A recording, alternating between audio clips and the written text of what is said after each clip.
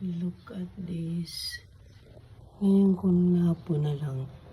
Para nagkakaroon siya ng mga itim sa loob. Ayan, ang dami. Pero pag hinawakan ko naman, makinis siya. So, meaning nasa loob or talaga nagsisimula na siyang mag-stain.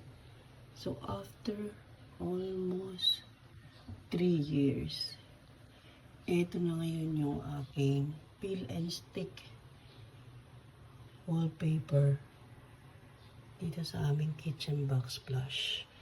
And hindi lang naman dito kasi dyan okay lang kasi alam ko nababasa, but here hindi naman siya nababasa, pero bakit meron din siyang kulay itim? So, eto na nga, gawa natin ang paraan tong nangingitim ko na peel and stick wallpaper dito sa aking kitchen. Kasi hindi ako talaga mapalagay. Ayoko naman kasing magtanggal at magpalit na naman. And then, gusto ko kasi kung tatanggalin ko siya, talaga maglalagay na ako ng tiles. Papalitan ko na yung tiles na original na naandyan. So, eto na, muna ako, takip muna ako. Mas matagal pa yung pagtatakip sa totoo lang kaysa mag-spray. Ang bilis lang ng spray eh. Naka-2 lata lang ako, 110 pesos. Can you imagine, 220 pesos lang ang gastos ko dyan. Plus, yung plastic na pangsapin na yan, ilalagay ko na lang yung link sa comment section. Ang ganda niya kasi, talagang pang magpipaint kaya nang ginagamit namin ng mag-asawa. Na pantakip sa mga lalo na pag spray paint ang gagamitin mo.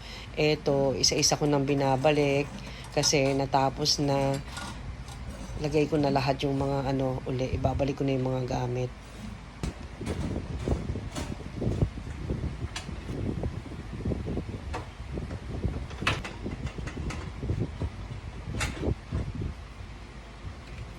Mas matagal pa yung mag-ayos talaga. Ayan, ang paborito kong parte, ang magpakintab ng aking kitchen counter.